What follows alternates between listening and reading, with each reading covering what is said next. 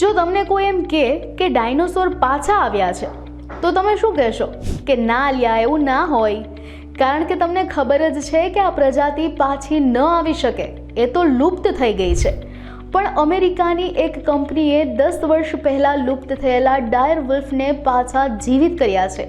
અરે હા, આજના નોલેજ કોર્નર પર હું જાનવી નિમાવત અંદાજે 10 વર્ષ બાદ ડાયર વુલ્ફ પૃથ્વી પર કેવી રીતે આવ્યા તેની સ્ટોરી સંભળાવું.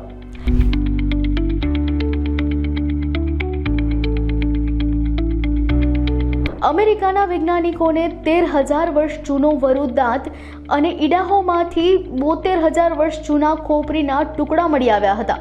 એ પ્રાચીન વરુ અવશેષોના ડીએનએમાંથી મેળવેલા જીનોમનો ઉપયોગ કરીને ક્લોનિંગ અને જનીન એડિટિંગ જેવી ટેકનિકથી આ વરુઓને જીવિત કરાયા છે.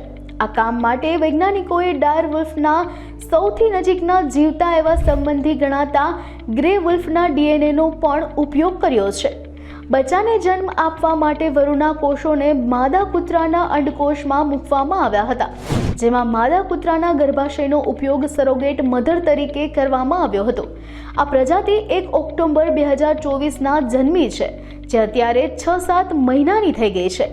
મળતી માહિતી મુજબ બાયોટેક ફર્મ કંપની કોલોસલ બાયોસાયન્સીસે 3 ડાયર વુલ્ફને પુનર્જીવિત કર્યા છે. કોલોસલ બાયોસાયન્સીસે જણાવ્યું હતું કે તેમનો ઉદ્દેશ્ય લુપ્ત થતી પ્રજાતિઓને પરત લાવવા માટે CRISPR ટેકનોલોજીનો સફળતાપૂર્વક ઉપયોગ કરતી પ્રથમ કંપની બનાવવાનો છે.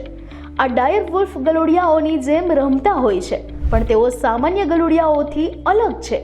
આ બરફ જેવા સફેદ ગલુડિયા નાની ઉંમરે લગભગ 4 ફૂટ ઊંચા હોય છે. તેમનું વર્તન જંગલી વરુ જેવું હોય છે.